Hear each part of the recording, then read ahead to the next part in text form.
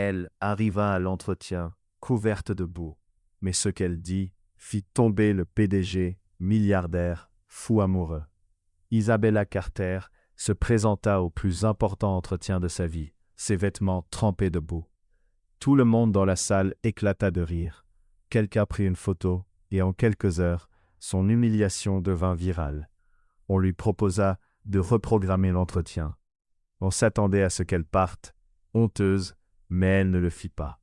Elle redressa la tête, croisa le regard du PDG milliardaire et prononça une phrase qu'il n'oublierait jamais. Pas d'excuses, pas de justification. Une seule phrase silencieuse, mais assez puissante pour faire taire toute la pièce. Ce qui se passa ensuite n'était pas qu'une simple seconde chance.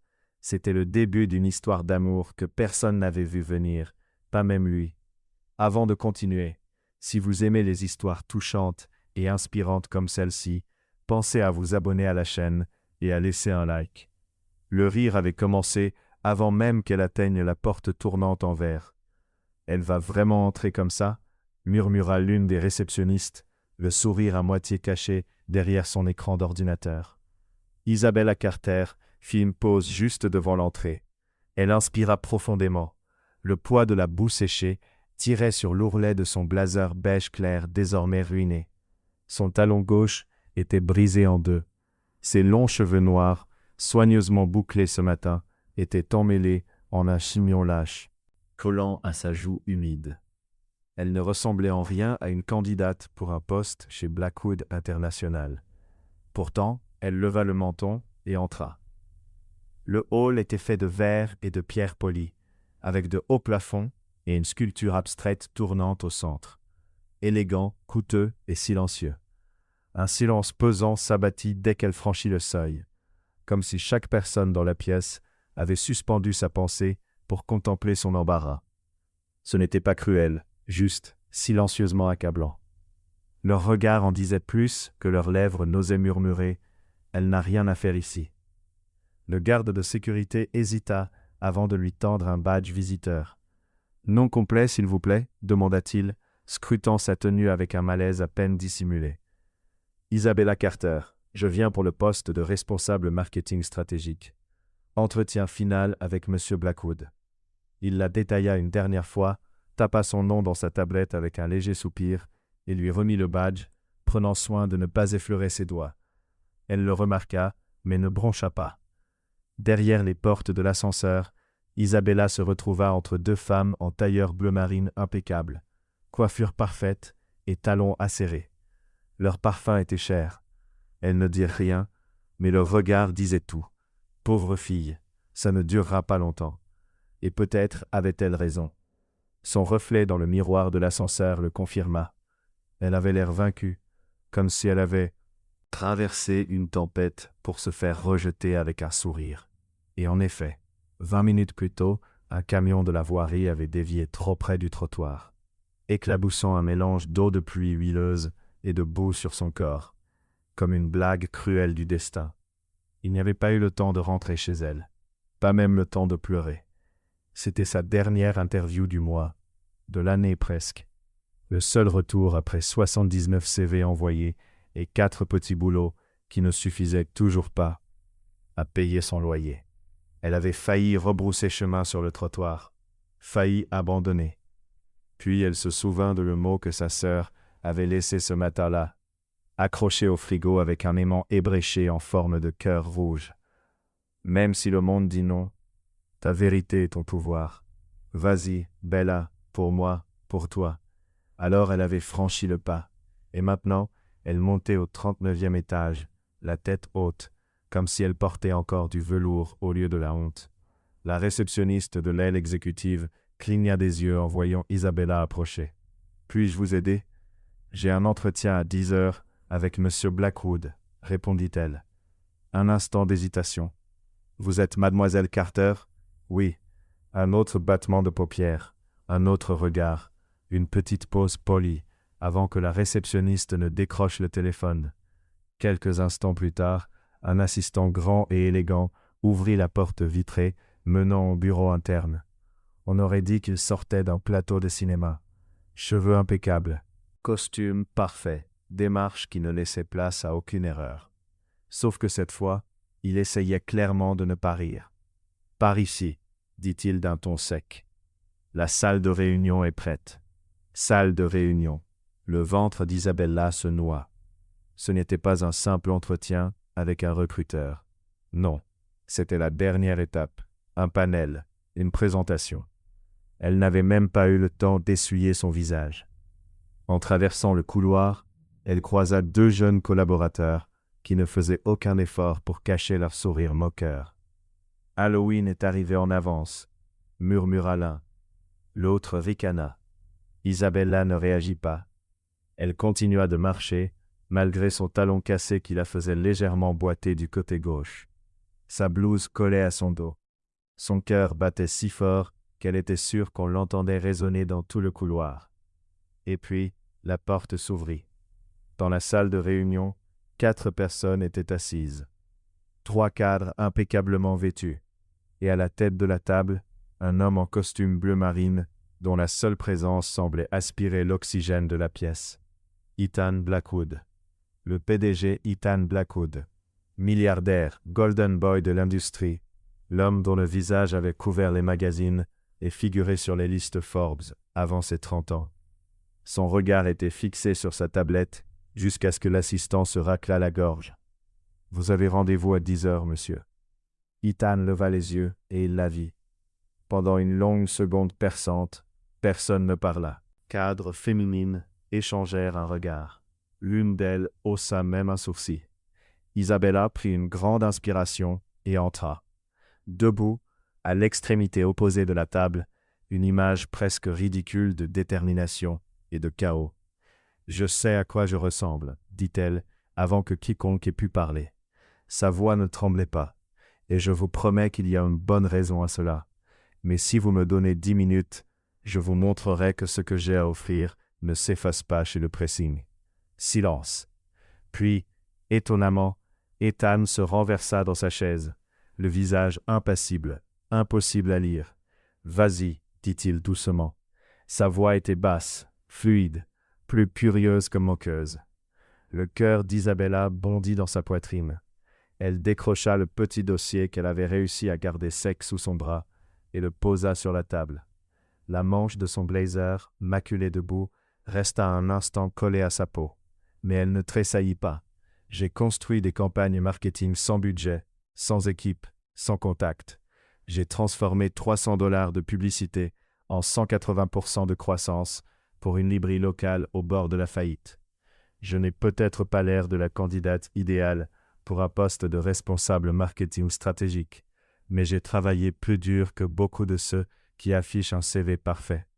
Je suis ici parce que je crois que votre entreprise a besoin de quelqu'un qui comprend ce que signifie partir de rien. Une des femmes laissa échapper un petit ricanement, mais Ethan ne voula jamais parler. Cligna pas des yeux. Au contraire, quelque chose changea dans son regard. L'acier de ses yeux se réchauffa, puis se fit encore plus intense. Une question silencieuse mais tranchante. « Pourquoi n'avez-vous pas reprogrammé ?» Isabella le fixa droit dans les yeux. « Parce que ce pourrait être ma seule chance. Et si je pars maintenant, je ne serai pas la personne que je prétends être sur le papier. » Un silence. Puis Ethan fit quelque chose que personne n'attendait. Il sourit. Un petit sourire amusé, curieux, qui ne toucha pas les autres à la table. Et juste au moment où Isabella pensait avoir une chance, la porte vitrée s'ouvrit de nouveau. Une femme en talons rouges entra, impeccable, assurée, parfaite. « Désolée pour le retard », dit-elle avec aisance en posant un sac Gucci sur la table. Naomi Lancaster, directrice de la stratégie de marque. Jusqu'à récemment, la référence incontestée de la nouvelle division marketing. Sans demander, elle prit le siège le plus proche d'Ethan. « J'imagine que vous avez commencé sans moi ?» Elle fixa Isabella avec un sourire en coin. C'était elle, Naomi Lancaster, l'ex d'Ethan, et maintenant, la rivale inattendue d'Isabella dans cette salle. Naomi Lancaster n'était pas simplement entrée, elle faisait une entrée qui résonnait de décennies de privilèges, de raffinement Ivy League et de charme social soigneusement cultivé. Son rouge à lèvres assortissait parfaitement à ses chaussures. Ses cheveux brillaient, comme s'ils avaient leur propre éclairage. Son blazer n'avait pas une trace de boue. Il portait une signature. Elle s'assit sans demander, comme si elle avait occupé ce siège des dizaines de fois auparavant. Isabella resta debout.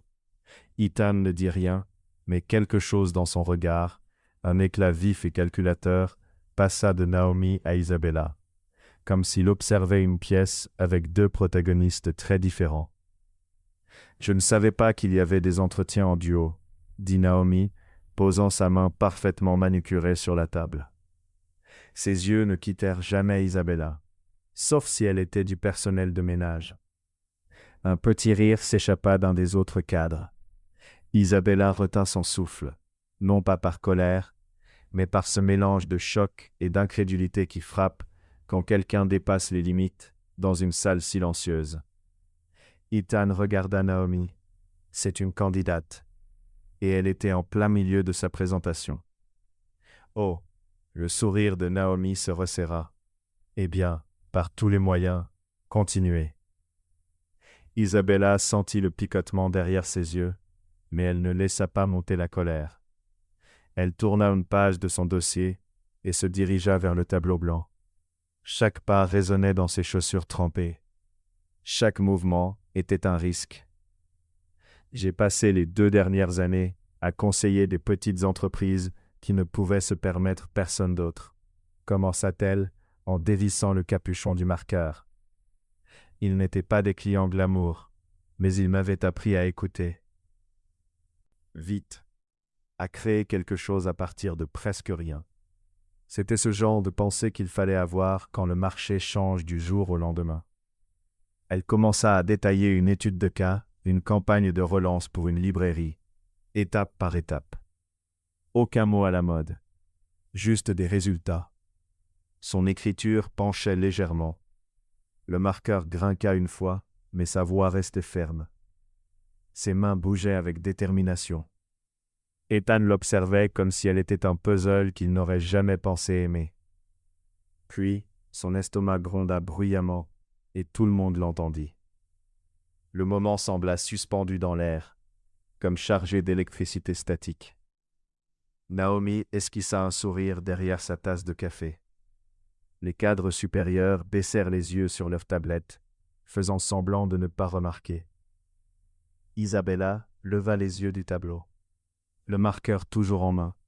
« Désolé, dit-elle calmement. Je n'ai pas eu le temps de manger depuis 5 heures du matin. » Une pause. Puis, à sa propre surprise, elle ajouta avec un sourire. La boue n'était pas au menu du petit déjeuner. Ethan laissa échapper un rire, bref, mais sincère. Même l'un des cadres esquissa un sourire contraint. Le plus petit changement, mais elle le sentit comme une brise dans une pièce trop longtemps fermée.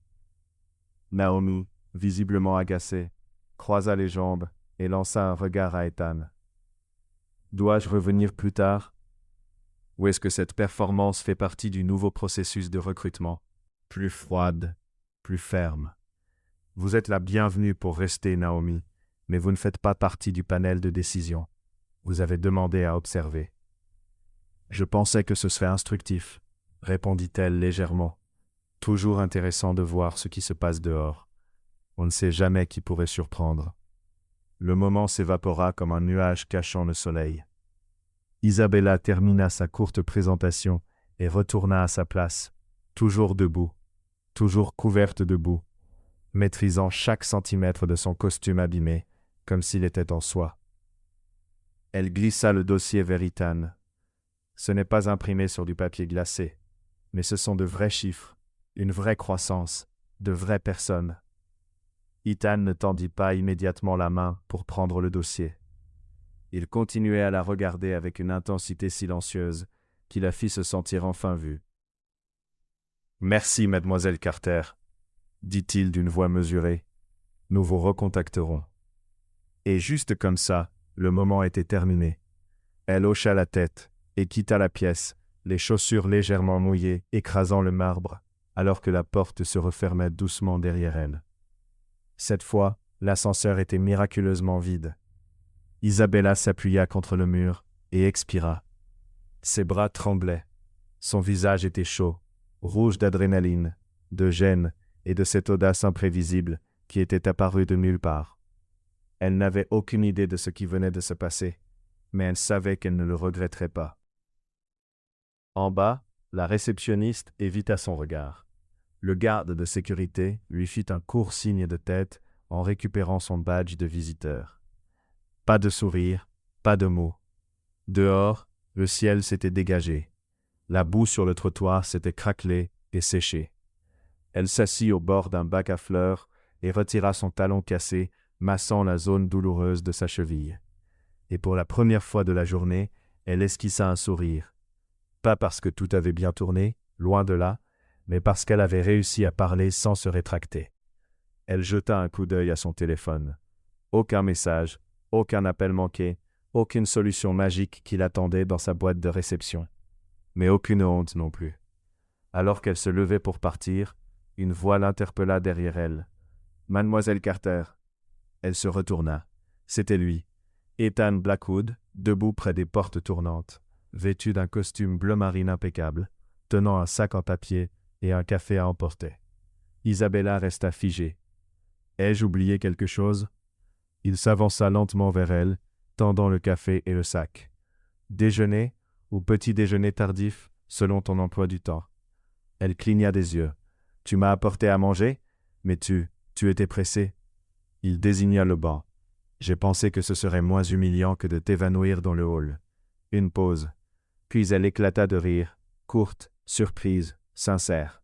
« Je n'ai pas l'habitude d'accepter la charité. »« Bien, » dit-il en s'asseyant à côté d'elle sans demander. « Pas de la charité. » Elle baissa les yeux sur la tasse. Son nom y était écrit, mal orthographié, Isabelle. Il le remarqua et sourit. « J'ai deviné. » Ils restèrent silencieux un instant. Elle porta la tasse à ses lèvres. Le café était exactement comme elle l'aimait. Et pour la première fois de la journée, elle se sentit réellement réchauffée. Puis, juste au moment où elle tendit la main vers le sac, son téléphone vibra. Une seule notification. Objet urgent. Un email envoyé par erreur à toute l'entreprise. Elle cliqua dessus et son cœur s'arrêta. L'email, apparemment envoyé par l'assistant de Naomi, contenait des commentaires sensibles sur une fille maladroite et non qualifiée perturbant les entretiens exécutifs. Il avait été transféré à toute l'entreprise et les médias s'en étaient déjà emparés. La photo d'Isabella était désormais virale. Le monde entier regardait. Elle ne bougea pas. Ses doigts restaient suspendus au-dessus de l'écran. La tasse de café tremblait soudain sur ses genoux. L'image en haut de l'email était indiscutable. Isabella, debout, dans cette salle de réunion, couverte de boue, le marqueur à la main, pointant le tableau blanc. La ligne d'objets hurlait en gras, c'est elle qui passe l'entretien chez Blackwood maintenant. Des dizaines de réponses avaient déjà envahi le fil. Sérieusement, c'est une blague? Il y a eu une inondation qu'on aurait manquée. Isabella sentit le sang se retirer de son visage. Ethan se pencha, lisant l'écran. Sa mâchoire se serra. Son expression se fit sombre, non pas embarrassée, mais d'une froideur maîtrisée. « Naomi, murmura-t-il. Ou son assistant. Mais cette formulation, c'est elle qui a écrit ça. » Isabella ne pouvait plus parler. Sa voix s'était éteinte quelque part dans sa poitrine. Ses mains s'accrochèrent au sac en papier, comme pour se raccrocher à l'instant présent. « C'est humiliant, » murmura-t-elle. « Non, dit-il sèchement en se levant. C'est inacceptable. » Mais Isabella ne bougea pas. « Ma photo, elle est partout. Les gens se moquent de moi. » Il baissa les yeux sur elle, et sa voix devint douce. « Qu'ils se moquent. Si tu as pu tenir une salle comme tu l'as fait aujourd'hui, tu peux gérer ça aussi. » Elle leva les yeux vers lui, le regard encore écarquillé. « Tu crois vraiment ça? Je ne serais pas là si je n'y croyais pas. » Un klaxon retentit au loin. Des passants défilaient sur le trottoir, inconscients que la femme assise sur ce banc, cheveux en bataille, chaussures ruinées, café oublié, était soudain devenue le centre de la dernière tempête de rumeurs sur Internet. Elle expira lentement, puis hocha la tête. « D'accord. » Il inclina la tête, un soupçon de curiosité brillant dans ses yeux gris orage. D'accord, je vais survivre à ça, dit-elle, mais il me faut d'abord un bon sandwich. Un léger sourire se dessina au coin de sa bouche. Juste. Plus tard, en l'après-midi, Isabella était assise à une petite table de café, dans un bistrot discret de Midtown, de travers et d'étagères remplies de tasses dépareillées. L'air sentait le basilic, la farine et quelque chose mijotant depuis des heures. Elle mordit dans son grilled cheese avec une concentration digne d'une déclaration fiscale. En face d'elle, Ethan, toujours en costume, mais la cravate desserrée, l'observait comme si elle était une énigme. « J'essaie de décider si c'est le meilleur sandwich que j'ai jamais mangé, dit-elle entre deux bouchées, ou si c'est juste qu'après mes 3 crackers et un bonbon vitaminé, tout me paraît divin. Allons avec les deux, répondit-il sèchement. Pendant un moment, ils restèrent assis, dans un silence chargé qui n'avait pas besoin d'être brisé. Le café était si petit que personne ne semblait les remarquer. Ou si c'était le cas, peu importait un miracle pour Isabella. « Je ne sais même pas ce qui va se passer ensuite, » murmura-t-elle après une longue gorgée de thé. Le visage d'Ethan se fit plus grave. « L'équipe de communication va répondre et la fuite de l'email sera traitée en interne. Je m'en assurai. » Elle le regarda, mi-sérieuse, mi-amusée. « Tu emmènes toujours tes candidats déjeuner pour défendre leur honneur ?» Cette fois, il ne sourit pas. Non. Son cœur fit un étrange retournement, lent et lourd.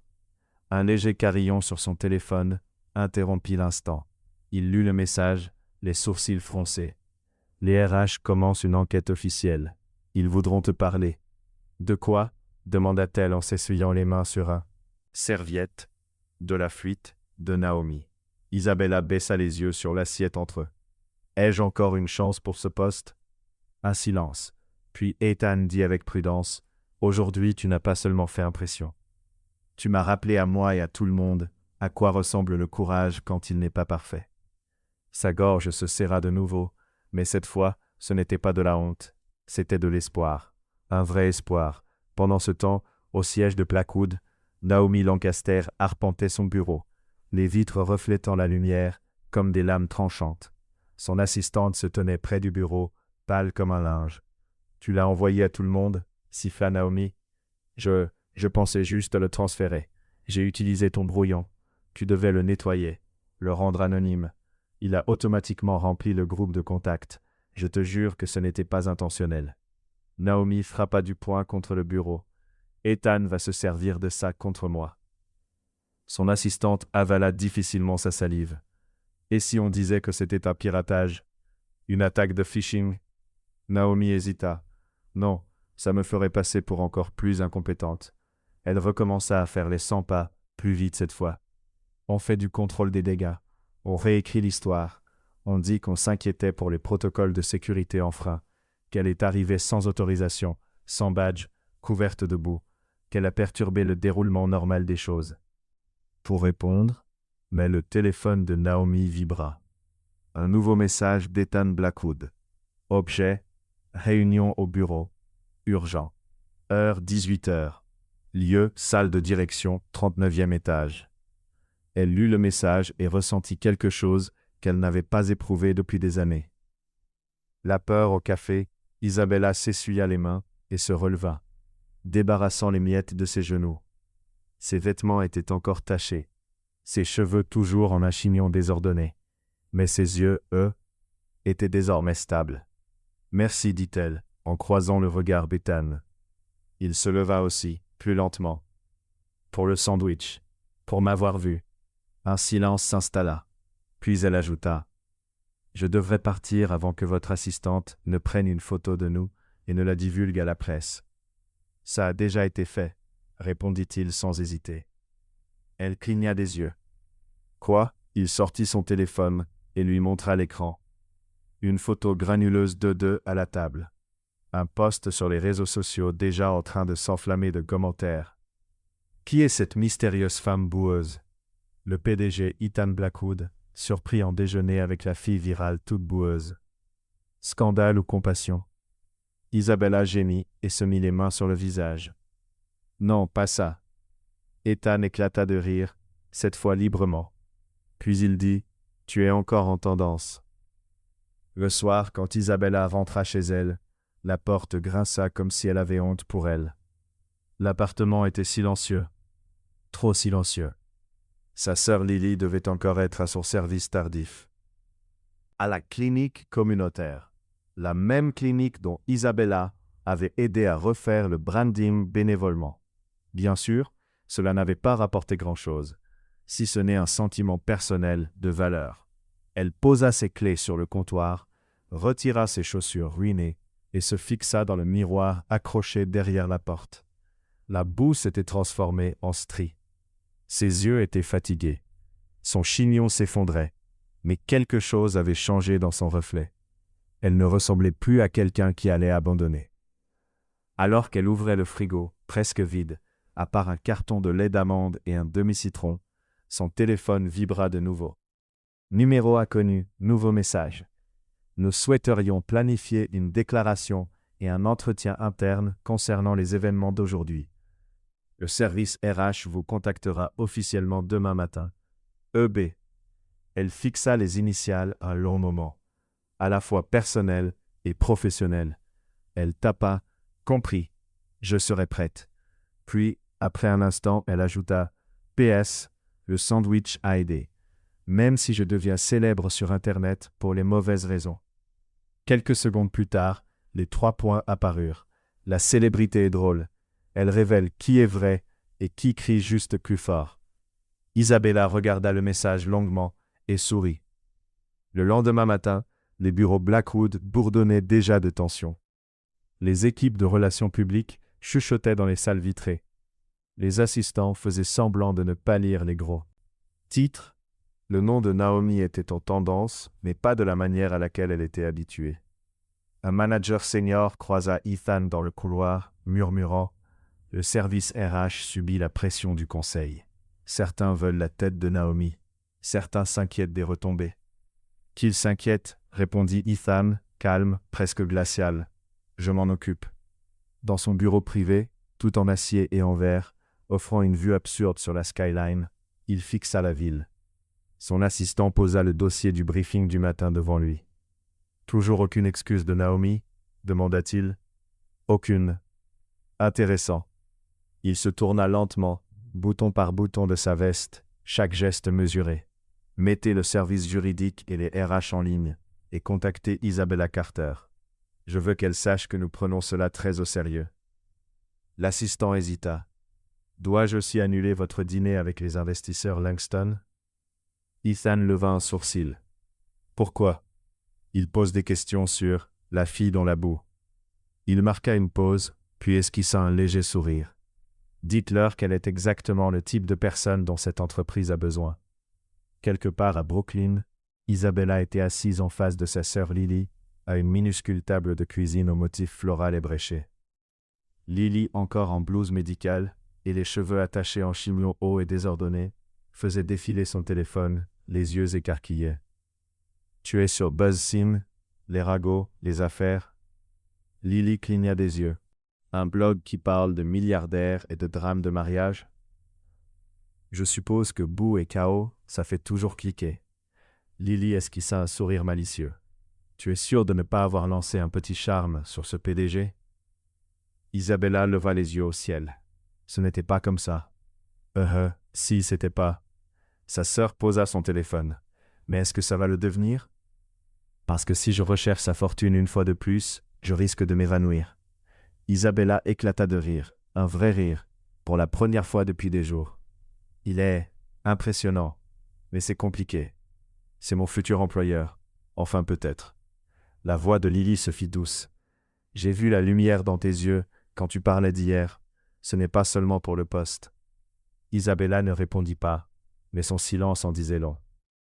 Plus tard dans la journée, de retour au siège de Blackwood, une réunion interne avait été convoquée. Une table ronde d'agents RH, de conseillers juridiques et Ethan Blackwood lui-même. À la tête de la salle, manches retroussées, sans cravate, expression impassible, Isabella arriva exactement à l'heure. Cette fois, elle portait une robe bleu marine simple, des ballerines propres, et un chignon bas impeccablement attaché. Composée, les yeux clairs, elle semblait totalement différente de la femme autrefois recouverte de boue. Et pourtant, elle paraissait plus puissante que jamais. Le responsable RH prit la parole. « Madame Carter, nous souhaitons présenter nos excuses formelles pour cette violation de la professionnalité interne et pour l'impact que l'email divulgué a pu avoir sur votre réputation. » Isabella hocha la tête, sans un mot.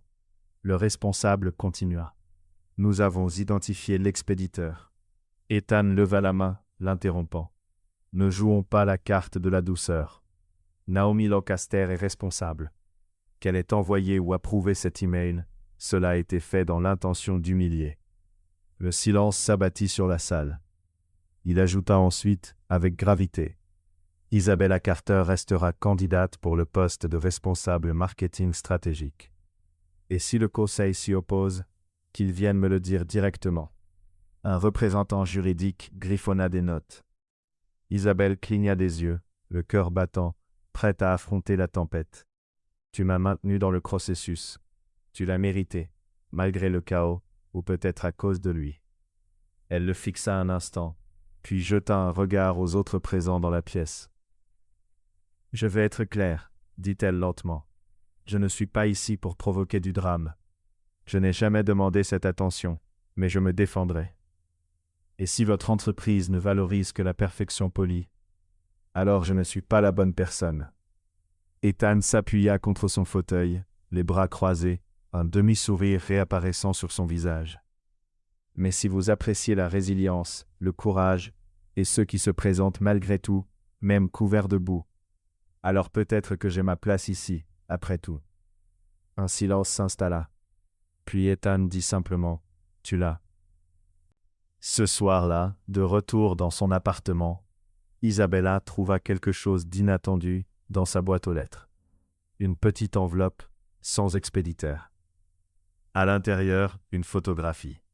Une photo imprimée sur papier glacé, tirée du cliché viral du boardroom, mais modifiée. La boue avait disparu, la lumière s'était adoucie, et au verso, une inscription à l'encre noire. Parfois, le moment où l'on est le plus humilié est celui où l'on est le plus courageux. Aucune signature, mais elle n'en avait pas besoin. Elle reconnut l'écriture. C'était la sienne. Enfin, pas exactement. C'était la sienne, mais avec la touche de lui.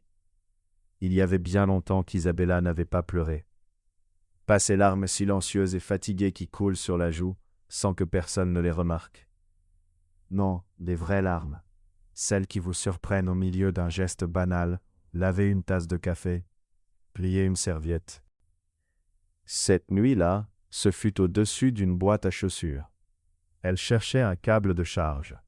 Les vieux câbles, qu'elle et Lily n'avaient jamais jetés, étaient coincés au fond de son placard. Elle sortit la boîte, s'assit par terre, jambes croisées, et souleva le couvercle, ne s'attendant qu'à de la poussière et des fils. À la place, elle trouva le passé. Une pile d'enveloppes, des cartes postales attachées par un ruban, des programmes fanés de pièces scolaires et d'événements locaux. Et près du fond, une lettre scellée pour Ethan Blackwood, souffla-t-elle. Oh mon Dieu! Sa main se porta sur sa poitrine. Elle l'avait écrite il y a 3 ans, destinée à accompagner sa toute première candidature chez Blackwood International, à l'époque où elle sortait à peine de l'université. Les yeux pleins d'espoir, l'esprit débordant d'idées, et totalement sans réseau. Elle avait pris soin d'écrire la lettre à la main, mais elle n'avait jamais eu le courage de l'envoyer. Isabella l'ouvrit maintenant, les doigts tremblants. « Cher Monsieur Blackwood, vous ne me connaissez pas, et sans doute ne me connaîtrez-vous jamais. Mais je postule chez vous parce que je crois que les marques peuvent changer la vie des gens. Et vous avez bâti une marque qui a changé la mienne. Lorsque ma mère est décédée et que nous avons failli perdre notre maison, la campagne de votre fondation pour l'alphabétisation a contribué à sauver la bibliothèque de notre communauté. J'y passais des après-midi entiers, car nous n'avions pas de chauffage à la maison. Vous m'avez offert bien plus qu'un refuge. Vous m'avez offert un avenir. C'est pourquoi je veux travailler pour vous. Je ne viens ni de l'argent, ni d'un héritage, ni de quoi que ce soit de brillant. mais je travaille dur et j'apprends vite. Et si jamais vous me donniez une chance, je vous promets que je ne la laisserai pas passer. À vous, Isabella Carter. Elle resta figée devant ces mots.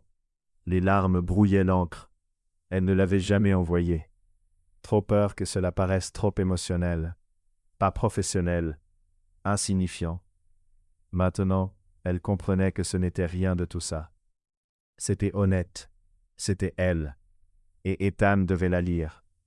Pendant ce temps, au bureau, Ethan se tenait près de la fenêtre. La skyline illuminée s'étendait devant lui, les bras croisés. Il n'avait jamais cessé de penser à elle.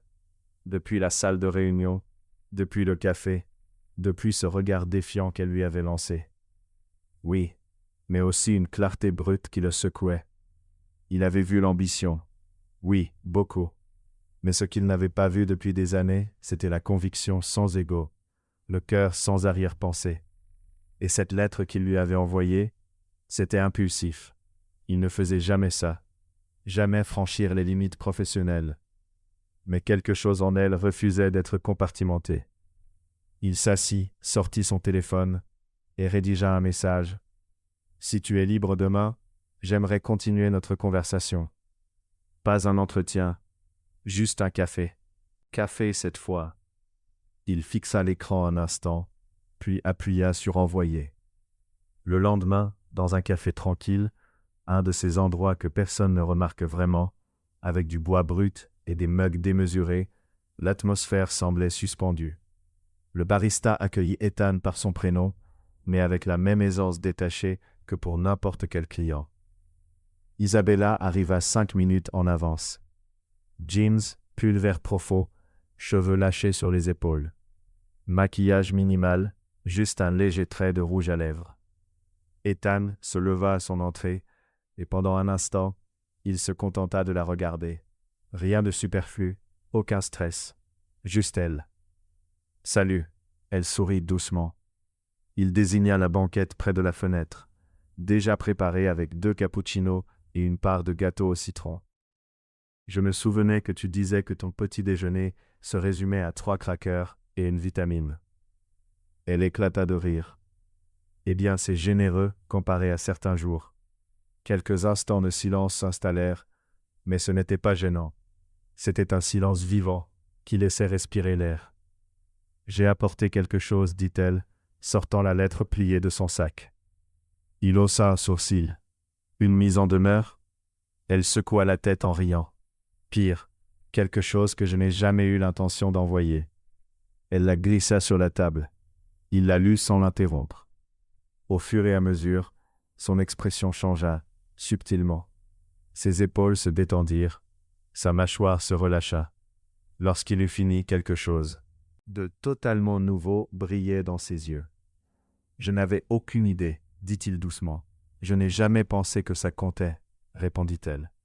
Mais j'ai compris que je veux que tu vois tout de moi, pas seulement la version polie. » Il replaça soigneusement la lettre dans l'enveloppe et croisa son regard. « Je t'ai vu dès que tu es entré dans cette salle de réunion, dit-il. Et depuis, je ne cesse de te voir. » Elle avala difficilement. « Tu sais que c'est risqué. Nous, si ça devient quelque chose. » Il hocha la tête. « C'est pour ça que si ça arrive, on le fait bien. Transparent, public, sans secret. Je ne laisserai pas ça compromettre ta chance. » Elle sourit doucement. « Tu es vraiment un romantique, enfoui sous tout ce Armani. Ne ruine pas ma réputation, taquina-t-il. » Elle tendit la main vers son café, levant sa tasse. Deuxième chance, même les plus boueuses. Il fit teinter sa tasse contre la sienne, un sourire au coin. Surtout les boueuses. Quelque part dehors, dans une voiture garée, un appareil photo émit un léger clic. Un photographe, badge de presse accroché, baissa son objectif, un sourire narquois aux lèvres. « Je t'ai eu », murmura-t-il. Il tapa un message sur son téléphone. Rendez-vous café confirmé. Blackwood n'est plus si intouchable. Photo en route. Et tout à coup, ce qui devait rester privé allait devenir très, très public. À la mi-matinée, son visage était partout. Mais cette fois, ce n'était pas de la boue. C'était du gâteau au citron et du café. Et ce moment impossible. Un mal interprété, capturé en plein rire, en un regard échangé. Isabella Carter et Ethan Blackwood, assis côte à côte dans un petit coin de fenêtre cosy, les têtes penchées l'une vers l'autre, sa main effleurant à peine la manche de son costume. La photo avait déjà une légende avant qu'elle ne la voie. La milliardaire CEO et sa mystérieuse accompagnatrice de la boue à la romance. Ethan Blackwood et Isabella Carter font parler d'eux, après avoir été vus dans un café discret, moins de 24 heures après le drame en salle de réunion. Et soudain, ce n'était plus l'interview qui faisait les gros titres. C'était eux. Chez Blackwood International, au 39e étage, dans la salle de réunion, Naomi Lancaster glissa l'impression sur la table brillante vers le conseil. « Vous voulez vraiment que ça circule ?» dit-elle calmement. Les cadres jetèrent un coup d'œil à la photo. Certains esquissèrent un léger sourire, d'autres semblaient mal à l'aise. C'est une candidate, pas une figure publique. Lui, c'est le PDG. C'est un titre qui pourrait se retourner contre nous. C'est aussi la victime de votre email divulgué, répondit Ethan sèchement. Naomi entra sans frapper, à peine un battement de paupières. Et maintenant, elle serait votre rendez-vous déjeuner? Ethan ignora la pique. Elle avait été humiliée. Je lui ai offert un café. Ce n'est pas un comportement répréhensible. C'est de la décence. Un membre plus âgé du conseil pencha la tête, la voix lente et mesurée. Ethan, nous vous avons soutenu à travers acquisition, expansion, même dans la presse personnelle. Mais s'il y a ne serait-ce qu'une ombre d'inconvenance, alors soyez proactif, continua l'homme. Faites une déclaration, clarifiez la situation avant que les médias n'en fassent un scandale. Ethan expira par le nez. Il n'aimait jamais se sentir acculé, même par la vérité. Très bien, dit-il. Je vais m'en occuper aujourd'hui. Plus tard, dans l'appartement d'Isabella, le coup frappé à sa porte n'était pas doux. Isabella s'essuya les mains avec un torchon, confuse. Elle n'attendait personne. À l'ouverture, un coursier en uniforme lui tendit une enveloppe bleu marine, crispée, embossée et scellée. Blackwood International confidentiel. Elle cligna des yeux. Qu'est-ce que cette remise en main propre? On m'a dit de ne pas partir avant que vous ne lisiez ceci. Isabella l'ouvrit avec prudence. À l'intérieur, un brouillon de communiqué officiel, clairement rédigé par une équipe de relations publiques, stérile, sûr, impersonnel. En réponse aux photos récentes, Blackwood International souhaite clarifier que Mims Carter n'est pas employé par la société et qu'aucun conflit d'intérêt n'existe concernant sa candidature ou son entretien. Elle lut la dernière ligne 2 fois. Aucun conflit. Juste des mots froids. Ce n'était pas signé par Ethan, mais ça aurait tout aussi bien pu l'être. Ce qu'Isabella ignorait, c'était qu'Ethan avait déjà rejeté le brouillon. Si un communiqué devait être publié, ce serait son communiqué. Elle restait là, dans l'embrasure de la porte, toujours pieds nus, le cœur qui s'enfonçait lentement. Alors c'était ainsi que ça se passerait, un éloignement silencieux, un effacement respectueux. Plus tard dans l'après-midi, dans l'atrium de l'entreprise, Ethan monta sur le podium, un micro accroché à son revers. La diffusion interne se faisait à travers tous les bureaux de Blackwood dans le monde entier. Pas à cause d'un scandale, du moins pas encore, mais parce que la direction regardait. Le conseil d'administration regardait, et elle regardait. Il parla clairement, calmement. J'ai toujours cru que le leadership signifie se montrer quand c'est difficile, assumer ses erreurs et protéger ceux qui n'ont pas de pouvoir dans la salle. Sa voix ne trembla pas. Ce qui s'est passé dans cette salle de réunion n'était pas un échec de professionnalisme, mais un échec de culture. Madame Carter est venue à nous en tant que candidate. Elle a été moquée, sa photo a été divulguée, et pourtant, elle a livré l'une des présentations les plus convaincantes que j'ai vues depuis des années. Naomi se raidit sur son siège. J'ai rencontré Madame Carter après, non pas comme sa supérieure, non pas comme PDG, mais comme une personne qui respecte le courage. Et oui, je lui ai acheté un café. Quelques rires étouffés parcoururent la salle. Mais je n'ai franchi aucune ligne, je m'en suis assuré. Et si un jour cette entreprise a la chance de l'avoir dans notre équipe, ce ne sera pas grâce à moi. Ce sera parce qu'elle l'a mérité, talons boueux inclus, avec une voix qui ne tremble pas. Il leva les yeux vers la caméra. Voilà le genre de force que je veux à mes côtés, pas derrière moi.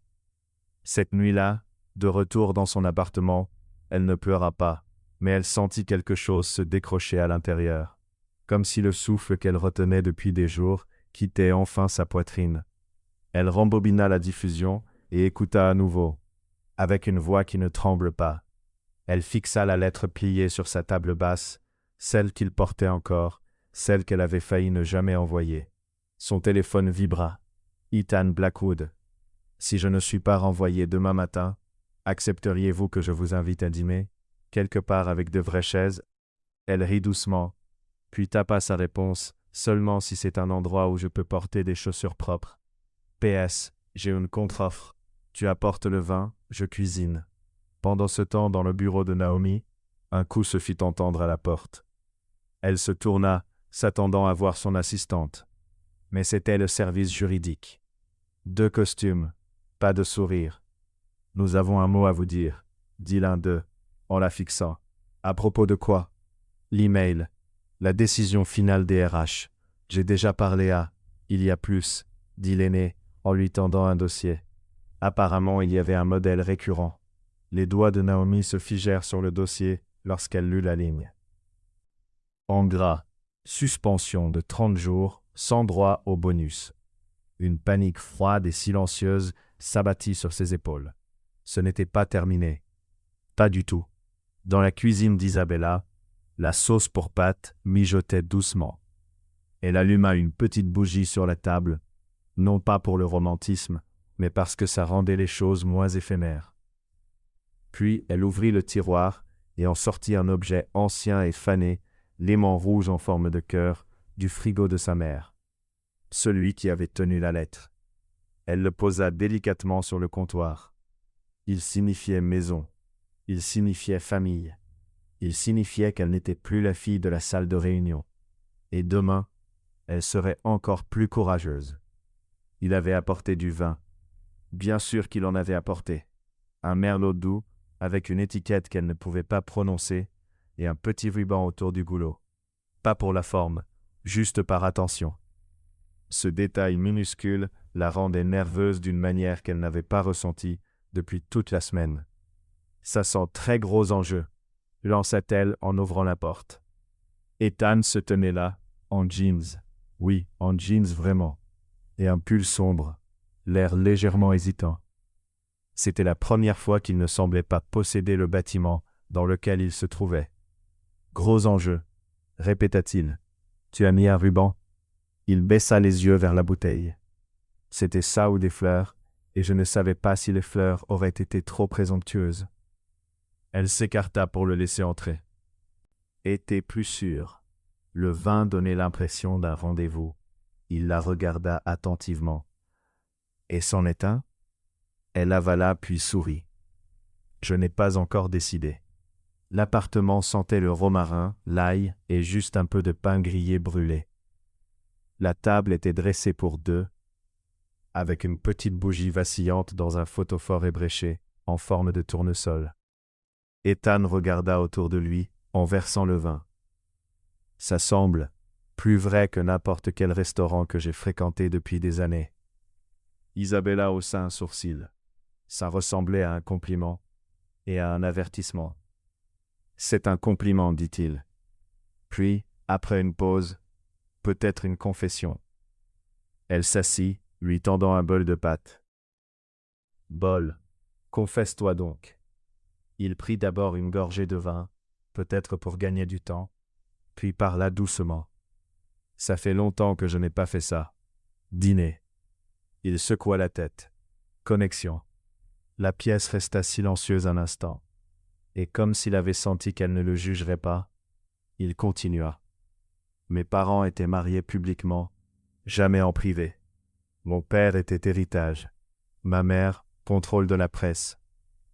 J'ai été élevé pour diriger des entreprises, pas des relations. Isabella ne l'interrompit pas. Il esquissa un faible sourire. J'ai eu plus de réunions de conseil que d'anniversaires, plus de gros titres que d'honnêteté. Elle posa son menton sur sa main. Tu es un romantique caché derrière la stratégie. Il croisa son regard. Tu n'es pas ce à quoi je m'attendais à cause de la boue? Non, dit-il doucement, parce que je pensais avoir le monde compris. Et puis tu es entrée, dégoulinante sur le tapis, et tu m'as dit la vérité sans t'excuser.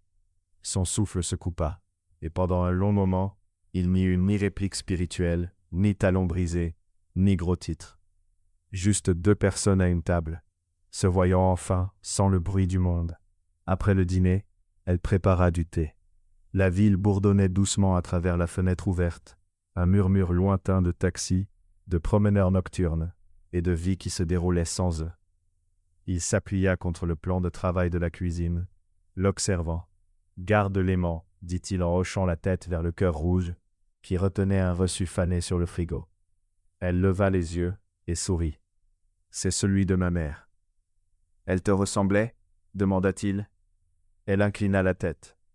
Elle était plus bruyante, mais oui, elle se battait pour des choses que la plupart des gens ne remarquent jamais. Elle serait fière. Ces mots la firent cligner des yeux rapidement. « Attention, dit-elle, tu redeviens poétique. » Il rit doucement, puis se détacha du plan de travail. « Je peux te montrer quelque chose ?» Elle hocha la tête. Il sortit son téléphone, ouvrit un dossier et le lui tendit. À l'intérieur, des dizaines de photos de petits projets communautaires. Bibliothèque, école, un camion bibliothèque dans une ville rurale qu'elle reconnut immédiatement. « C'est ce qu'on ne met jamais dans les communiqués de presse, dit-il. De notre fondation. Ta lettre m'a rappelé pourquoi nous avons commencé tout ça. » Isabella fixa les photos et soudain, elle avait de nouveau 7 ans, assise en tailleur dans un coin de la bibliothèque, pendant que sa mère cherchait un emploi sur l'ordinateur public. Cette bibliothèque avait été sauvée grâce à son entreprise. « Je n'étais qu'une de ces gamines, » murmura-t-elle. Il s'approcha. « Non, tu as toujours été plus. » Et c'est à ce moment que le silence changea. Pas lourd, pas pressé, juste plein, rempli de tout ce qu'il n'avait pas encore dit, mais qui n'avait pas besoin d'être exprimé. Il ne l'embrassa pas cette nuit-là. À la place, quand il se leva pour partir, il soutint son regard un long moment et dit « Ne précipitons rien. Je ne veux pas gâcher ça en prétendant être ce que nous ne sommes pas encore prêts à être. » Elle hocha la tête, reconnaissante et un peu bouleversée par le respect de sa retenue. Avant de partir, elle plongea la main dans le tiroir, en sortit le cœur rouge aimanté et le lui tendit. « Garde-le, dit-elle, jusqu'à ce que je décide si c'est un rendez-vous ou pas. » Il le regarda comme s'il était fragile. « Je le protégerai de ma vie. » Pendant ce temps, Naomi était assise à son bureau, fixant une boîte de réception vide.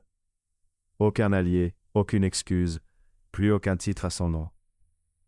Pour la première fois de sa vie, son nom ne dominait plus la conversation. Celui d'une autre prenait le devant. Et cette autre personne avançait avec de la boue sur ses talons et un cœur qui refusait de céder. Naomi saisit son téléphone et commença à taper. Le responsable RH fit glisser une seule page sur la table. Nous aimerions vous offrir officiellement le poste de responsable marketing stratégique. Isabella souffla, un soulagement chaud lui envahissant la poitrine. « J'accepte, » murmura-t-elle. Le premier jour ne sembla réel que lorsque les portes de l'ascenseur s'ouvrirent au 39e étage. Isabella se tenait seule, serrant son nouveau badge d'identification. Responsable marketing stratégique, et un fin tote en cuir emprunté à Lily. La lumière au-dessus d'elle clignota une seconde, un petit rappel presque comique qu'elle n'était pas encore la cadre polie que l'immeuble attendait. Mais lorsqu'elle sortit, tout avait changé. Les escaliers ne se moquaient plus. Ils semblaient curieux, certains admiratifs, d'autres prudents, et quelques-uns clairement calculateurs. Elle offrit des hochements de tête polis et de doux sourires, gardant les épaules droites, comme sa mère le lui avait appris. comme si elle appartenait à chaque pièce qu'elle traversait, même si personne ne le pensait encore. Un jeune collaborateur, Tris, passa devant elle, puis se retourna. « Tu es la fille de la boue, » murmura-t-il, elle, les yeux écarquillés. « Enfin, je veux dire celle de la salle de réunion. C'est toi. » Isabella sourit doucement. « Je préfère le terme responsable marketing stratégique, si ça ne fait pas de différence. » La jeune femme rougit. « Ah, bien sûr. Pardon. » Il n'y avait pas de venin, juste de l'admiration, et peut-être un peu d'espoir. Plus tard ce matin-là, dans son nouveau bureau, l'espace semblait modeste. Une cloison en verre, un bureau aux lignes épurées, et une fenêtre donnant sur la cour en contrebas. Ce n'était pas grandiose, mais c'était à elle. Et après des années de mission freelance depuis sa table de cuisine, cela ressemblait à un palais. On frappa à la porte. « Livraison spéciale », annonça une voix familière. Elle se retourna et sourit à Tatson.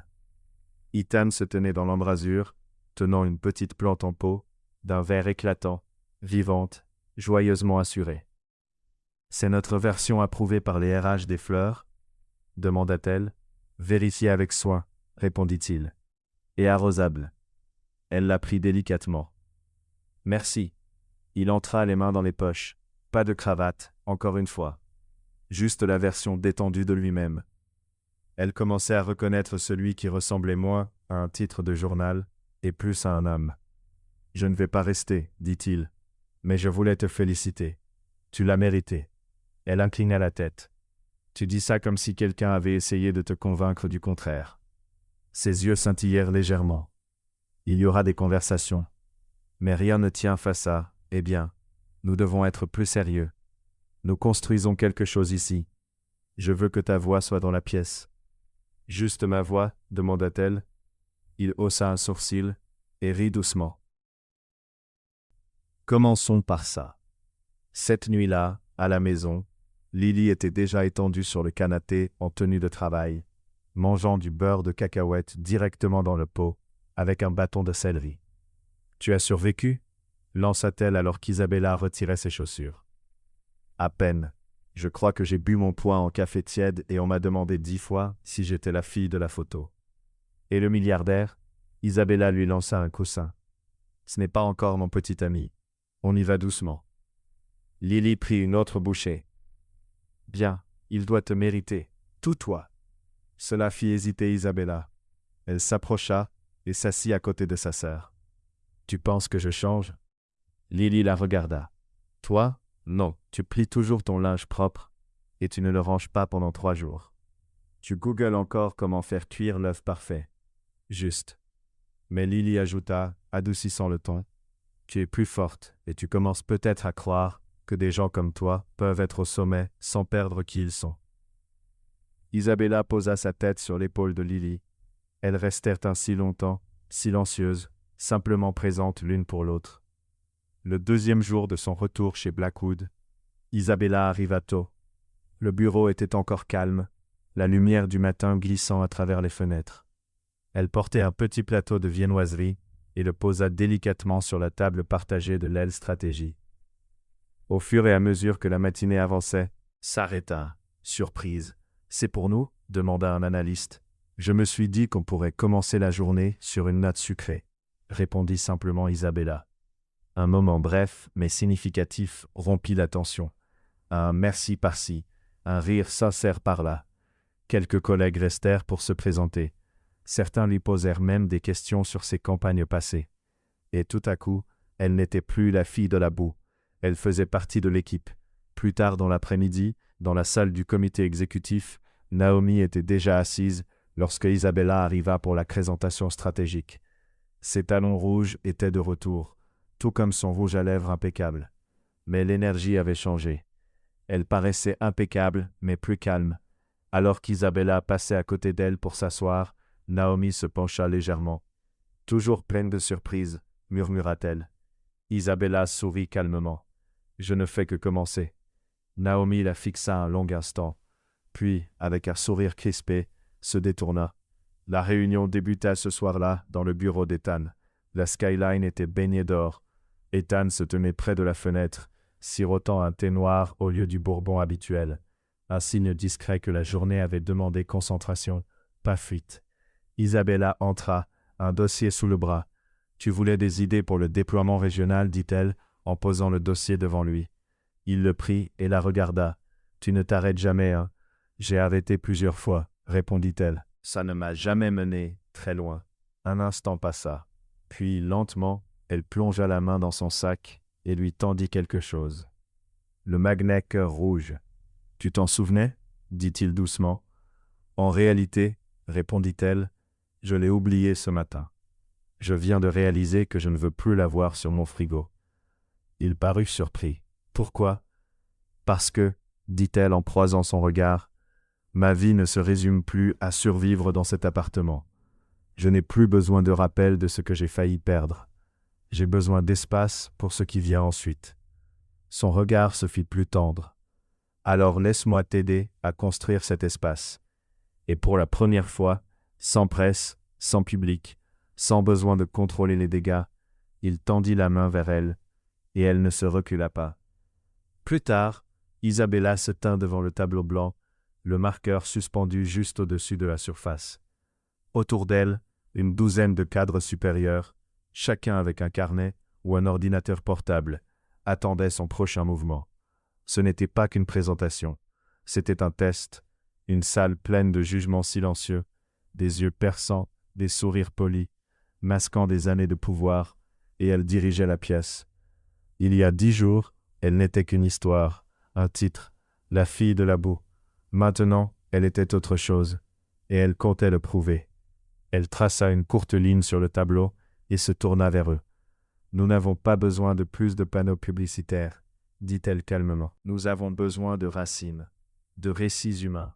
Nous devons apparaître là où personne ne s'attend à ce qu'une marque d'1 milliard de dollars se soucie, parce que c'est là que la confiance se construit. » Elle cliqua sur la télécommande dans sa main. La diapositive suivante apparut à l'écran derrière elle, une photo granuleuse, une petite bibliothèque en Géorgie, ses fenêtres recouvertes de rubans adhésifs, son panneau à peine accroché. « Des endroits comme celui-ci existent encore, » dit-elle, et ils sont remplis de familles qui ignorent ce qu'est une expérience client de luxe, mais qui comprennent ce que cela signifie quand quelqu'un vient vraiment aider. Un murmure discret parcourut la table. Elle laissa le silence s'installer, puis reprit. « Je propose que nous réallouions 15% de notre budget publicitaire régional vers un véritable investissement dans la communauté. Pas seulement des coups de PR, mais des actions durables. Programmes de lecture, centres périscolaires, partenariats pour la formation professionnelle, stages locaux. » Un long silence suivit, puis une voix se fit entendre. « Alors, vous proposez de détourner le budget publicitaire vers les écoles publiques ?» demanda Oles Babari, un des cadres supérieurs, visiblement incertain s'il devait rire ou se pencher en avant. « Je propose d'arrêter de parler aux gens, » répondit Isabella calmement, « et de commencer à marcher à côté d'eux. » Elle inspira profondément, ajoutant plus doucement. « L'une d'eux. Et quand une entreprise comme la nôtre apparaît dans votre monde, tout change. » La pièce s'était tue, et alors quelque chose d'inattendu se produisit. L'une des femmes plus âgées à la table, qui n'avait pas prononcé un mot depuis le début de la réunion, hocha la tête. « Je suis d'accord avec elle, » dit-elle. « C'est audacieux, mais ce genre d'audace construit un héritage, pas seulement des résultats trimestriels. » Les regards se tournèrent. Une autre voix ajouta « Ça pourrait même devenir l'histoire de la campagne, pas seulement une partie de celle-ci. » Une lente vague d'approbation parcourut la salle. Et tout à coup, Isabella sut qu'elle avait conquis la pièce. Plus tard dans la soirée, dans le bureau d'Ethan, elle le trouva debout près de la grande fenêtre. Comme souvent, bras croisés, veste enlevée, manches retroussées jusqu'au coude. La ville scintillait derrière lui, mais son regard semblait fixé ailleurs. « Tu as disparu après la réunion ?» dit-elle doucement. Il ne se retourna pas tout de suite. « Habitude. Tu disparais généralement après que les gens complimentent l'avenir de ton entreprise. » Un léger sourire effleura ses lèvres. Il se retourna. « J'ai construit ma carrière en gardant tout sous contrôle, » dit-il, « en étant toujours celui qui a les réponses. Mais dernièrement, Il expira lentement. Dernièrement, je ne sais plus si je gère un empire ou si c'est lui qui me gère. Elle s'avança, inclinant la tête. Humaine que j'ai entendue de toute la journée. Ethan s'appuya contre le cadre de la fenêtre. J'ai grandi dans des salles de conseil. Mon père ne croyait ni aux secondes chances, ni aux atterrissages en douceur. Je l'ai vu traiter les gens comme de la monnaie, et j'ai juré que je serais différent. Il détourna le regard. Mais parfois, j'ai l'impression de devenir comme lui malgré moi. Plus image que substance. Tu ne l'es pas, dit Isabella doucement. Comment peux-tu en être sûr? Je le sais parce que tu t'es battu pour moi, publiquement, personnellement, en risquant ta propre réputation pour protéger la mienne. Les gens comme ton père ne font pas ça. Il ne parla pas pendant un moment. Puis, enfin, elle lui demanda ce qu'il craignait de perdre. Il hocha la tête, sa voix tombant presque en un souffle. « C'est toi ?» Le souffle d'Isabella se coupa. Il n'y avait aucun dramatique dans sa voix, aucun grandiose aveu, juste la vérité brute d'un homme qui ne l'avait peut-être jamais admise à personne. Et au lieu de répondre par des mots, elle tendit simplement la main et prit la sienne. Au même moment, dans le bureau de Naomi, la lumière au plafond vacilla faiblement, projetant des ombres nettes sur son bureau immaculé. Naomi était assise devant son ordinateur portable, un verre d'eau pétillante intact à côté d'elle. Sa boîte de réception était vide. Son agenda avait plus d'espace blanc qu'il n'en avait eu depuis des années. Elle fixait un brouillon d'email intitulé « Objet, proposition de démission à Ethan Blackwood ». Le curseur clignotait à la fin du message. Elle n'avait pas cliqué sur « Envoyer ». Pas encore. Une part d'elle, la part polie et calculatrice, savait qu'une démission élégante pouvait préserver son image, lui permettre de réapparaître ailleurs avec une histoire de nouveaux horizons. Mais une autre part, celle qu'elle ne montrait à personne, ressentait quelque chose d'inédit. La défaite? Non, pas vraiment. C'était se faire surpasser par une fille qui n'avait même pas joué le jeu et qui avait pourtant gagné. Naomi prit son téléphone et le fixa, puis elle commença à taper. Cette nuit-là, dans l'appartement d'Isabella, elle ouvrit le tiroir près du frigo et chercha instinctivement l'aimant cœur rouge. Mais il n'y était plus. L'espace semblait vide sans lui, comme si quelque chose s'était achevé. Alors elle fit quelque chose de nouveau. Elle prit un nouveau bout de papier et l'épingla sur le frigo, blanc. Pas de mots, pas de citation, pas de souvenirs, juste un espace pour ce qui allait suivre. Plus tard dans la nuit, un message illumina le téléphone d'Isabella. « Ethan, tu es encore réveillé ?» Isabella, « Pas vraiment, mais si je cligne trop lentement, je vais m'endormir les yeux ouverts. » Ethan, « Viens voir quelque chose. » 15 minutes plus tard, elle se tenait à ses côtés sur un toit. Pas l'un de ces gratte-ciel, mais un ancien bâtiment de Midtown, le siège originel de Blackwood, aujourd'hui discrètement loué à des startups et des associations. De l'autre côté de la rue, des projecteurs éclairaient un chantier entouré de barrières. Des poutres d'acier s'élevaient vers le ciel. Des murs en béton esquissaient à moitié le futur bâtiment. Les machines étaient silencieuses pour la nuit. « Qu'est-ce que c'est ?» demanda-t-elle, les bras croisés contre le froid.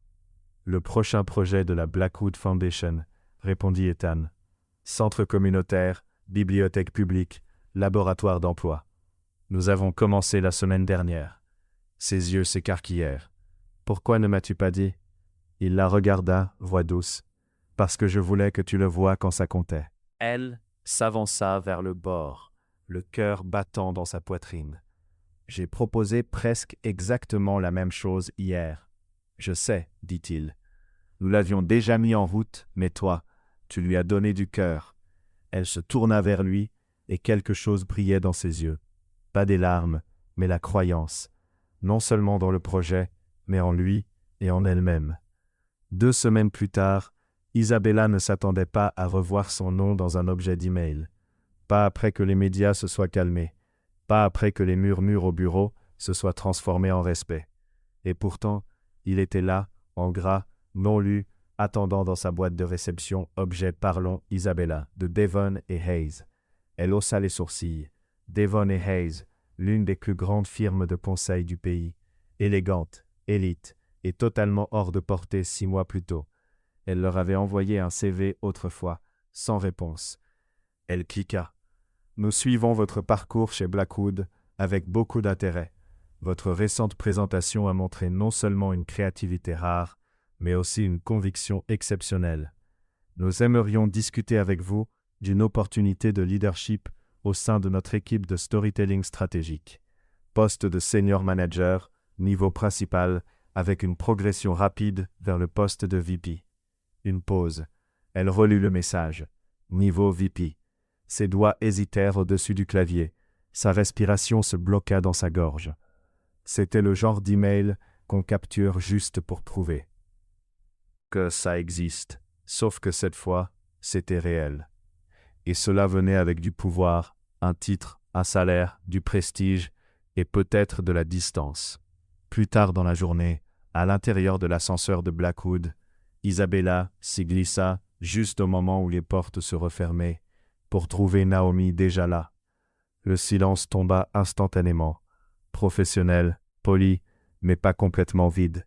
Naomi la regarda, puis son téléphone, puis à nouveau Isabella. « J'ai entendu dire que tu avais reçu une offre. » Isabella cligna des yeux. « Déjà ?» Naomi haussa légèrement les épaules. « Les gens parlent, surtout quand ils ont peur que quelqu'un progresse plus vite qu'eux. » Elle ne souriait pas, mais sa voix n'avait rien de rancunier. « Tu comptes l'accepter ?» demanda Naomi. « Je n'ai pas encore décidé. »« Bien sûr que non, dit Naomi comme si elle s'y attendait. Tu n'es pas du genre à courir après les choses brillantes. » Isabella se tourna vers elle, sincèrement surprise. « Tu ne crois pas que ce soit une bonne décision ?» Naomi hésita, puis répondit « Je pense que ça dépend si tu cours après l'approbation ou si tu construis quelque chose de réel. » Isabella la scruta. « Et toi, qu'est-ce que tu construis ?» Naomi la regarda enfin dans les yeux. Un autre type d'héritage. L'ascenseur sonna. Naomi sortit la première, talons claquant sur le marbre. Juste avant de tourner au coin, elle se retourna. « J'ai laissé quelque chose sur ton bureau. Lis-le avant de prendre une décision. » Puis elle disparut. Matin là, sur le bureau d'Isabella, une fine enveloppe l'attendait. Pas de logo, pas d'écriture. À l'intérieur, une seule page imprimée. C'était un communiqué de presse, mais pas n'importe lequel. Blackwood Foundation lance une bourse de leadership communautaire inspirée par les voix internes récentes. Et en dessous, une ligne surlignée. Cette initiative est dédiée à la conviction que le leadership ne se mesure pas à la force de votre voix, mais à la profondeur de votre écoute. Une valeur illustrée par les contributions récentes de notre équipe, que nous sommes fiers de soutenir désormais. Pas de nom, pas de fanfare. Mais elle savait que Naomi avait validé ce projet, s'était assurée qu'il passe. Pas pour le crédit, pas pour la revanche, peut-être pour quelque chose qui ressemblait étrangement à une rédemption. Cette nuit-là, dans le bureau d'Ethan, elle ne frappa pas. Il leva les yeux de son bureau, la skyline derrière lui s'assombrissant dans un crépuscule doux. « Tu as entendu ?» demanda-t-elle. À propos de Devon et Hayes, elle hocha la tête. Il posa son stylo. « Ils ne sont pas idiots. »« Non, dit-elle, ils ne le sont pas. » Il se leva lentement et contourna le bureau pour lui faire face. « Je ne vais pas te dissuader, dit-il. Je sais, je veux que tu aies toutes les opportunités. Je sais ça aussi. » Le silence s'étira entre eux, lourd, chargé, presque palpable. Puis elle dit doucement, « Mais tu as peur que je le prenne. » Il ne répondit pas, ce silence étant déjà une réponse. « J'ai travaillé si dur juste pour être dans cette pièce, » murmura-t-elle. « Et maintenant, quelqu'un m'offre la place, et je ne sais pas si je la veux, ou si je ne veux simplement pas qu'on me demande 2 fois. » Il s'avança, la voix basse. « Que veux-tu » Elle le regarda, vraiment regarda. Et pour la première fois de sa vie, il n'y avait pas une seule réponse. « Je veux la vie que j'ai failli abandonner, » dit-elle. Celle qui a du sens, des racines. Une vie avec quelqu'un qui voit tout de moi et reste malgré tout. Il ne bougea pas, mais quelque chose changea dans ses yeux. Puis elle ajouta, « Et je veux être quelque part où ma voix compte, pas seulement mon CV. » Il hocha lentement la tête. « Alors reste, dit-il, pas une supplication, pas un ordre, juste la vérité. Reste, construisons-la. » Le lendemain matin, à sa petite table, Isabella avait toujours l'email de Devon et Hayes ouvert devant elle. Elle rédigea sa réponse avec soin. « Merci pour votre offre. Je suis profondément honoré, mais j'ai choisi de rester là où je peux non seulement grandir, mais appartenir. » Elle envoya le message, puis referma son ordinateur. Elle sourit non parce que la décision avait été facile, mais parce qu'elle était la sienne. Quelques étages plus bas dans le bureau de Naomi, elle lut la note interne confirmant la décision d'Isabella. Et elle sourit aussi, mais pas avec suffisance, plutôt avec un soulagement presque tendre. Peut-être, juste peut-être, avait-elle aidé quelqu'un à prendre le genre de décision qu'elle-même n'avait jamais su prendre, et cela importait plus qu'elle ne l'aurait cru. À midi, sur le bureau d'Ethan, un petit paquet l'attendait. Il l'ouvrit, perplexe, jusqu'à ce qu'il en découvre le contenu. Un carnet, un stylo et l'aimant Red Heart, collé sur une carte portant l'inscription « Certaines histoires n'ont plus besoin d'être épinglées au frigo. Elles font déjà partie des murs, Guise. » Il le regarda, puis referma la porte de son bureau et sourit. Pas le sourire qu'il offrait lors des conférences de presse, ni celui qu'il arborait en réunion, mais l'autre, le vrai, celui qu'elle seule avait jamais vu. 6 mois plus tard, la boue faisait toujours partie de l'histoire. Elle revenait dans les entretiens, au café avec des stagiaires curieux, dans de simples conversations lors de conférences. Il y avait toujours quelqu'un qui disait « Attends, tu es bien celle de la photo, non ?» Et Isabella hochait la tête avec un sourire, ni embarrassée, ni amère, juste sereine. « Oui, disait-elle, et j'ai toujours le costume. Je ne l'ai pas nettoyé à sec. Il est un peu sacré maintenant. » On riait, mais sans moquerie, car l'histoire n'était plus la boue. Elle parlait de ce qui venait après. Tout semblait plus petit qu'elle ne se souvenait. Drôle comme l'enfance rend tout immense, les escaliers, les étagères, les gens. Mais le bâtiment de Maple Street était toujours là, ses briques rouges, le même trottoir fissuré qu'elle enjambait petite fille. Seulement, il arborait maintenant un nouveau panneau, le centre d'apprentissage Eleanor Carter, en hommage à ceux qui nous enseignent ce qui compte vraiment. Isabella se tenait à l'entrée, entourée de chaises pliantes, de tableaux noirs, d'une table de limonade et d'une file d'enfants pressant leur nez contre les portes vitrées. Le moment semblait irréel, comme si le temps s'était doucement courbé, revenant sur lui-même pour lui montrer le chemin parcouru.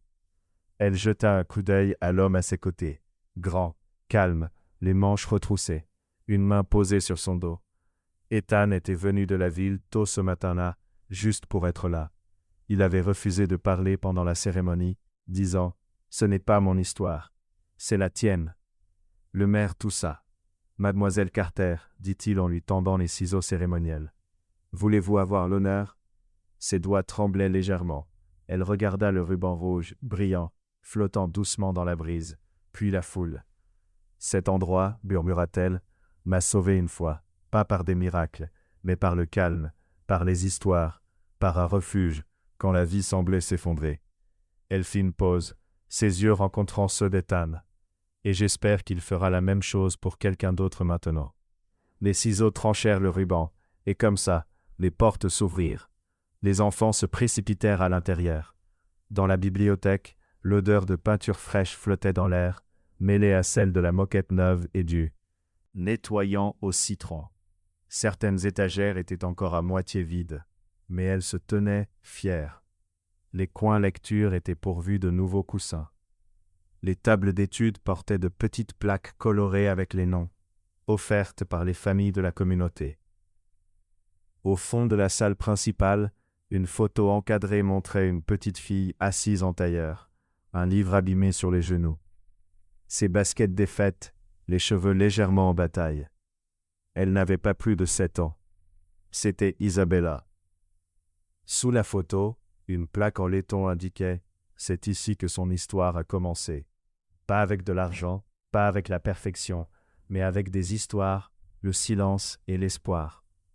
Elle tendit la main et toucha le cadre. Juste un instant. « Je me souviens de ce pull, » murmura-t-elle. Il avait un trou sous le bras, mais je l'ai porté quand même parce qu'il était doux. Ethan se tenait à ses côtés, plus discret que d'habitude. « Je t'aurais remarqué, dit-il. Elle sourit. Non, tu ne l'aurais pas fait. Peut-être pas à l'époque, répondit-il. Mais maintenant, je me souviendrai de toi. Leurs mains se frôlèrent, et pour une fois, elle ne détourna pas le regard. Les bénévoles étaient partis. Les enfants avaient regagné leur maison, serrant dans les mains des marque-pages et des livres offerts. Le soleil s'était glissé derrière la ligne d'arbres, laissant dans son sillage une brise mêlant pain frais et sciure de bois.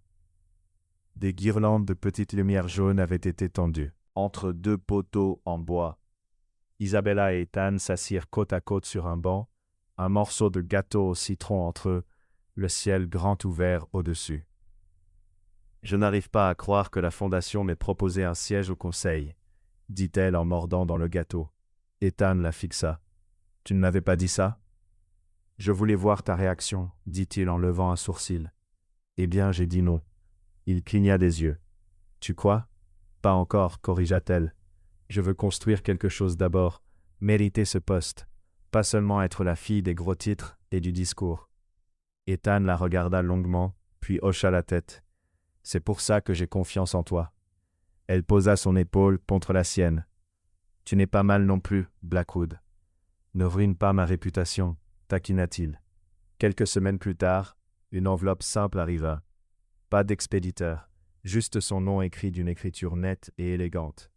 À l'intérieur, une note manuscrite. « Tu n'as jamais été ma rivale. » Je me battais contre la version plus jeune de moi-même, celle que j'ai enterrée pour survivre. N'enterre pas la tienne. Isabella resta longtemps assise, la lettre sur les genoux. Elle n'avait pas besoin de plus. Elle n'avait pas besoin d'une confrontation finale, seulement de compréhension et de la douce fin d'un chapitre intense. De retour chez elle, le réfrigérateur ne portait plus de liste de courses ni de rappel. Il était vide depuis des semaines, comme s'il attendait quelque chose. Sortit la lettre, l'originale, celle qu'elle n'avait jamais envoyée, celle adressée à Ethan, celle qui avait tout commencé en silence, avant qu'aucun des deux ne le sache. Elle la lissa, l'épingla au réfrigérateur avec un aimant en forme de cœur rouge, puis ajouta quelque chose de nouveau, une note écrite à la main juste au-dessus. Parfois la vie que vous attendiez est celle que vous viviez déjà. Il suffisait d'arrêter de s'excuser pour elle. Plus tard, dans le lit, côte à côte, ils étaient proches mais pas emmêlés. Chacun gardait son espace, apprenant encore comment être avec quelqu'un sans se perdre. Ethan tourna la tête, l'observant sous la lumière douce de la lampe de chevet. « Tu penses parfois à comment tout a commencé ? Tu veux dire moi, avec l'air d'avoir lutté contre une tempête de pluie ? Non, je veux dire la façon dont tu es entré, comme si tu n'avais plus rien à perdre. » Elle sourit doucement. « Je ne pensais pas. » Puis elle tourna son visage vers le sien. « Maintenant, j'ai quelque chose à protéger, quelque chose à construire, et quelqu'un à perdre. » Sa voix se fit plus basse. « Tu ne le feras pas. » Elle tendit la main sous les couvertures, trouva la sienne, la serra. Pas d'alliance encore, pas de promesses pour lesquelles il n'était pas prêt, mais c'était réel. Parfois, l'amour ne vient pas en feu d'artifice. Il vient dans la reconnaissance silencieuse, dans ce moment où quelqu'un écoute, vraiment écoute, et ne recule pas. Le jour où vous restez dans la boue, il y a de la force à trouver quelque part, et de la tendresse à préserver, tremblant, et que vous parlez malgré tout, non pas parce que vous devez rester, mais parce que vous voulez enfin rester. Parce que l'amour véritable ne vous sauve pas. Il se tient à vos côtés, pendant que vous vous sauvez vous-même. Auriez-vous fait le même choix qu'elle? Seriez-vous resté pour construire, ou parti pour avancer plus vite? Dites-moi ce que vous auriez fait. Et si cette histoire vous a touché, vous savez quoi faire. Likez, partagez et abonnez-vous pour d'autres histoires qui restent avec vous, même après leur fin. Et notez cette histoire de Léo sur 10 dans les commentaires. J'aimerais savoir ce que vous avez ressenti. Vous comptez, votre voix compte, et votre présence ici signifie plus que vous ne le pensez. Merci d'avoir regardé. À la prochaine histoire.